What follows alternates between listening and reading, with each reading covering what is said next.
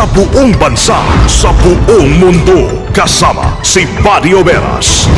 Live mula sa RMN News Center, Manila. Ito ang KBP Golden Dove Best News Program. RMN News Nationwide. Headlines. Ngayong tanghali sa RMN News Nationwide, daang deboto sugatan sa prosesyon ng itim na Nazareno. Issue po ng weteng, isa sa tututukan ng NBI sa Quezon Shootout. Ang focus nito ay siyempre ano ba at ang punot dulo nitong insidente at yung mga iba pang mga bagay na kailangan din natin imbestigahan. Senate President Juan Ponce Enrile todo depensa sa 30 milyong pisong cash gift. Alam mo ito mga ito, gumagawa sila ng istorya eh. Sinasabi nila ko unconscionable, unconstitutional daw. Eh bakit nila tinanggap yung binigay ko sa kanila noong December ng 2011? Pinoy na nahulihan ng milyon-milyong pisong halaga ng Cebu sa NAIA, isa sa ilalim sa kustodiya ng PDEA. Balitang pangkalakalan, Central Terminal Complex sa Diet Camarines Norte, binuksan na. At sa ibang dagat, outtaking ni Venezuelan President Hugo Chavez ay pinagpaliban. Buong bansang isang boses na balita. RMN News Nationwide. Sa Pilipinas, maraming radyo pero iisang network lamang ang may pinakamaraming numero 1. DYHP Cebu, number 1. DYRI Iloilo, number 1. DXDC Davao, number 1. DXRZ Zamboanga, number 1. DXCC Cagayan de Oro, number 1. DYHB Bacolod, number 1. Sa kasaysayan ng radyo sa ating bayan, sa iisang tahanan lamang nagmumula ang mga number 1. RMN, pinakamaraming nakikinig. RMN, pinakamaraming natutulungan. RMN, pinakamaraming advertisers. RMN, pinakamaraming number 1. Jensen, Iligan, Pagadian, Dipolo, Cotabato, pinakamaraming himpilan. Naga, Baguio, Dagupan, Viga, Lucena, Kawayan, Legazpi, Masbate, Ormo, Tugigaraw, Cotabato, Coronadal, Surigao, Dipolo, Malaybalay, Ozamis, Sorsogon, Butuan, Calibo, Rojas at Metro Manila. In history, it is written, number 1 is Tatak RMN. Buong bansang isang boses na balita. RMN News Nationwide. Mabuhay Pilipinas, tanghali po tayo ngayon ng Miyerkules, 9 sa Enero 2013. Araw ng maitim na po ng Nazareno. Ito po ang numero 1 ng RMN News Nationwide sa ngalan ni Weng de la Peña. Ako si Buddy Oberas. Tayo ay live sa DWAR 103.9 RMN Palawan, DYVR 657 RMN Rojas at DYKR 639 RMN Coronadal. Live din tayo international by www.rmnews.com at WRMN New York, USA. RMN News Nationwide. RMN News Panahon. Mga kasama, patuloy pa rin nagbabanta po yung LPA o low pressure area sa bahagi ng Mindanao. Halos wala kasing pagbabago sa lokasyon nito kung saan ulitong namatan sa lay 160 km sa timog silangan ng Jensen o General Santos City. Nasabing sama ng panahon ay nakapalad din sa Intertropical Convergence Zone. Kaya naman nasaan pa rin ang malalakas na pagulan sa pagdudulot po ng pagbaha at pagguho ng lupa sa Soc-Sardian area, ganyan sa ARMM at Davao Region. Sa Northern Luzon kasama na Metro Manila, umiiral ang Northeast Monsoon na siyang nagdadala ng maulap at manakanakang mga pagulan ngayong araw.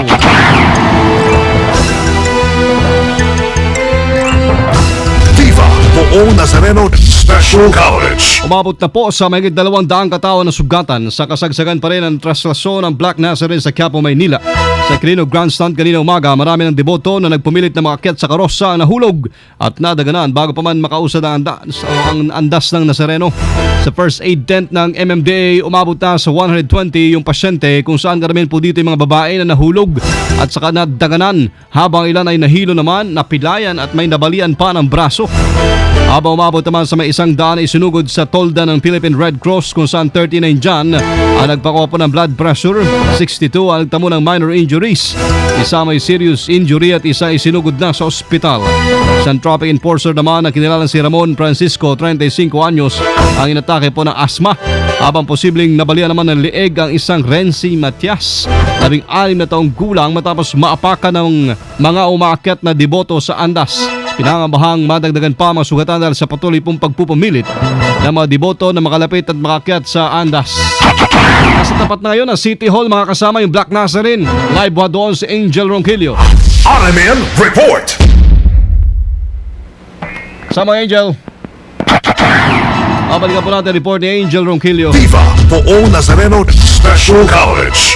Kasama sa ibang balita muna tayo, hindi na po naman din nagtataka sa Archbishop Oscar Cruz kung bakit tuloy-tuloy na dinadagsa ng mga deboto ang itim na Nazareno taon-taon. Kahit marami nasasaktan sa prosesyon ng poon.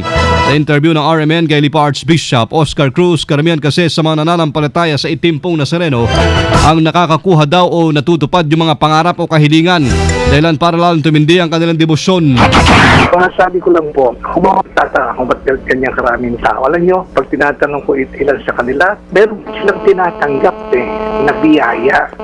Lumulog ang kalooban, yung kanilang karamdaman ay nagpumagaling, yung kanilang hangarin ay nakikita. Meron pong pakinabang, meron po sila nakukuha. Kung hindi po pupuntahan ng ganyang karami.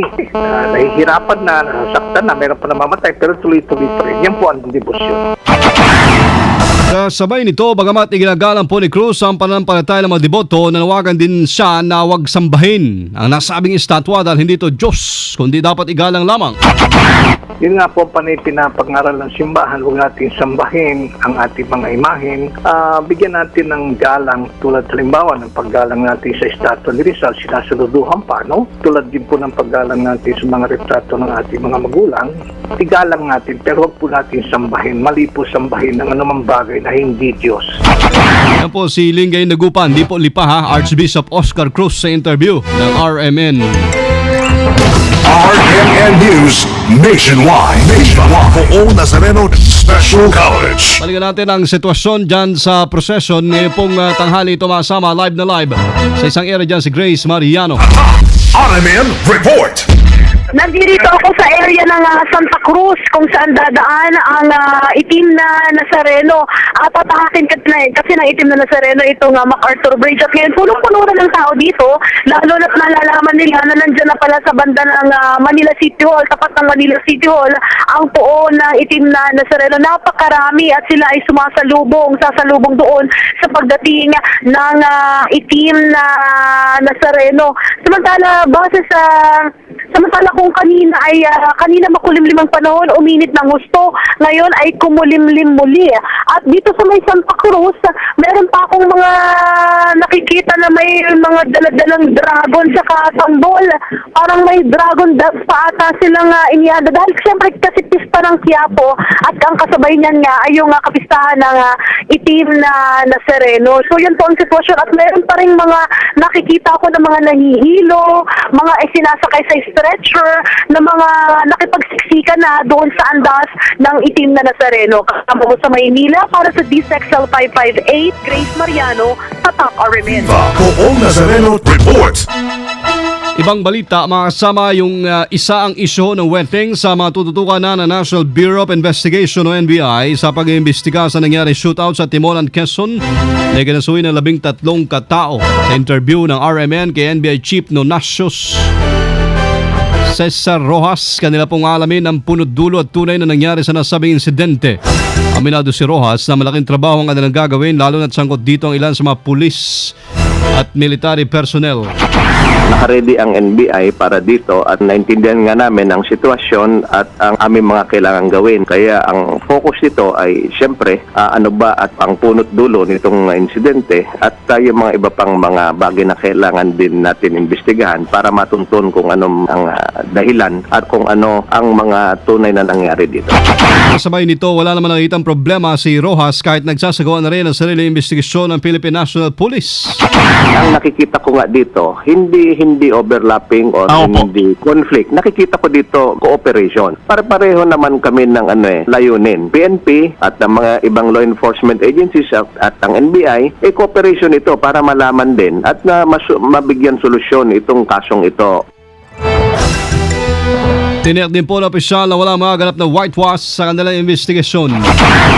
Ang PNP PRO 4 Director James Melad nagpahayag na ng sama ng loob kaugnay sa naganap na shootout na yan sa Quezon Province. Kasama natin sa Balita Live, Rhea Mamogay. RMN Report. Halatang masama ang loob ni Regional Police Office for Director James Melad kaugnay ng umunoy pagdududa ngayon sa kanila, partikular sa kanilang mga tauhang nagsagawa ng checkpoint sa Atimonan, Quezon na nauwi nga sa encounter at pagkamatay ng mga hinihinalang gun for hire group. Sa isang ambush interview dito sa Campo Crame kung saan dumalo si Melad sa ginanap na New Year's call kina DILG Secretary Maroas at PNP Chief Director General Alan Purisima, hindi na iwasang ibuhos ni Melad ang sentimento. Ilan sa mga pinanindigan ni Melad ay ang pagiging lehitimo ng operasyon ng kanyang mga tauhan. Gate ng opisyal anuman, ang mga nasabi na nila ay batay din naman sa lahat ng pahayag ng mga tauhan na nasa lugar ng mangyari ang insidente. Hindi aniya kailangang mag-imbento ng mga sabihin sa mga nangyari kung kahit hinahayaan na lamang umano nila ang soko na gawin ang kanilang trabaho at magbigay ng resulta ng kanilang investigasyon. Gate pa ni Melad na walang perpektong operasyon lalo na kung oras umano ang hinahabol matapos na matanggap nga ang mga impormasyon ay inaasang pagdaan ng mga targets na personalidad. Kasama mo sa Campo Crame, Rhea Mamogay, Tata RMN.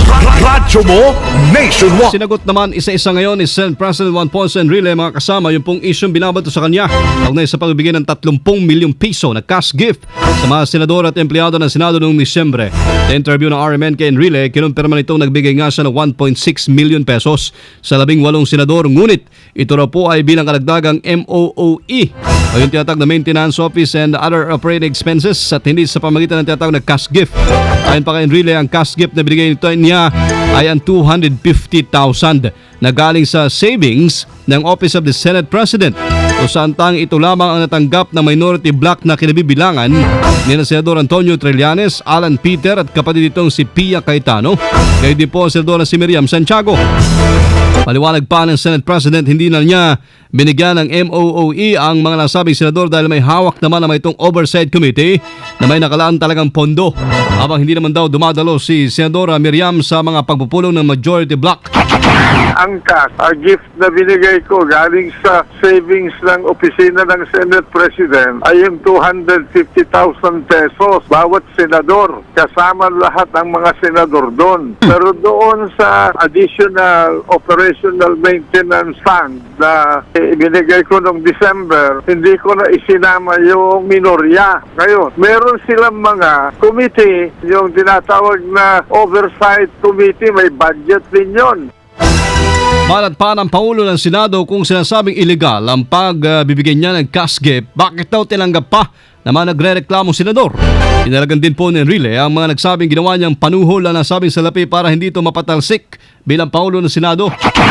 Alam mo ito mga ito, gumagawa sila ng istorya eh. Sinasabi nila ko unconscionable, unconstitutional daw. Eh bakit nila tinanggap yung binigay ko sa kanila noong December ng 2011, noong December ng 2010? Hindi nila sinabi na unconscionable at unconstitutional yun. Bakit ako magsusuhol ng mga senador? I have so much respect for the members of the Senate that I do not have to do that because I always said that my position is under pressure. Yes, sir. At saka, I will be out automatically by the end of June of this year. Kaya naman natakda maglabas din ang tanggapan ng Enrile ng accounting hinggil sa binigay nitong cash gift para ipakita wala siyang tinatagong anomalya. Hindi naman ho nagtaka na si Senador Antonio Trillanes kung bakit 250,000 pesos lamang ang tinanggap nitong karagdagang MOOE mula sa opisina ng Senate President Juan Ponce Enrile noong Disyembre. Sa interview pa rin ng RMN kay Trillanes, sinabi nito na halata naman na may mga paboritong senador talaga sa Enrile kung saan hindi sa kabilang. Gayunpaman di naman anya minamasaman nila ito lalo na't ginamit ang pera sa relief mission sa manasalanta ng nagdaang bagyo. Hindi ka na rin magtaka kasi nga alam niyo naman yung naging episode namin. So natural meron pong mga favorites kumaga. Sa atin naman hindi naman natin minasamayan at noong mga panahon na yon, alam niyo nagkakandak po ng relief missions yung aming Magdalo chapters lalo na nung panahon na nagkaroon ng bagyo. So maganda naman at nagkaroon kami ng funds for that. Si Senador Antonio Trillanes sa interview ng RMN. Natatang i-turnover sa PIDEA ang Pinoy na nahulihan naman ng 35 million pesos na laga ng Cebu sa NAIA. Patong-patong na kaso ang posibleng kaharapin ni Ruendo Ariata matapos makuha sa kanyang bagahe 7 kilo ng Cebu. Ayon kay Customs Police Officer Antonio Busalan, si Ariat ay galing sa Hong Kong at dumating kagabi sa kanyang Pier Flight 307. RMN News Negosyo. Sa Cam Norte, mababawasan na po ang traffic sa paunay lansangan sa sentro ng Dait at may iwasan na rin ang iligal na mga terminal sa iba't ibang dako ng bayan. Ito dahil binuksan na ang operasyon ng Dait Central Terminal Complex sa Diversion Road ng Barangay Kamambugan. Sa nasabing terminal, ilalagay lahat ng pampublikong sasakyan tulad po ng mga bus, van at mga jeepney papasok at palabas ng bayan. RMN News Abroad. Bukas, nakatagdang manumpana para sa kanyang pangatlong termino si Venezuelan President Hugo Chavez, pero hindi pa makadadalo sa kanyang inaugurasyon na re-elected leader. Ayon po kay National Assembly Speaker Diosdado Cabello, saka na lang daw manunumpa si Chavez kapag magaling na ito. Live mula sa RMN News Center, Makati City, Metro Manila, Philippines. Makasama niyo pong narinig ang RMN News Nationwide ngayong tanghali ito ng Miyerkules, January 9, 2013.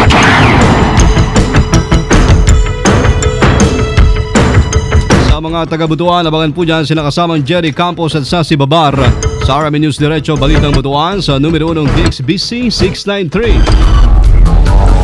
Panoorin po ang pagbabalita namin alas 12 ng tanghali sa YouTube. I-type lamang RMN News Nationwide. Alam po ni Weng de la Peña kasama sa serbisyo publiko. Ako pa rin si Buddy Oberas, dito pa rin sa tahanan na may pinakamaraming number 1 sa 2013. Pinakamaraming himpilan sa 2013. Ang RMN Radyo Mo Nationwide. 60 years na maasahang public service nationwide. Ang pinakamalaking mga balita abot sa bawat Pilipino saan man sa bansa. RMN News Nationwide. Alas 12:17. Bigyan mo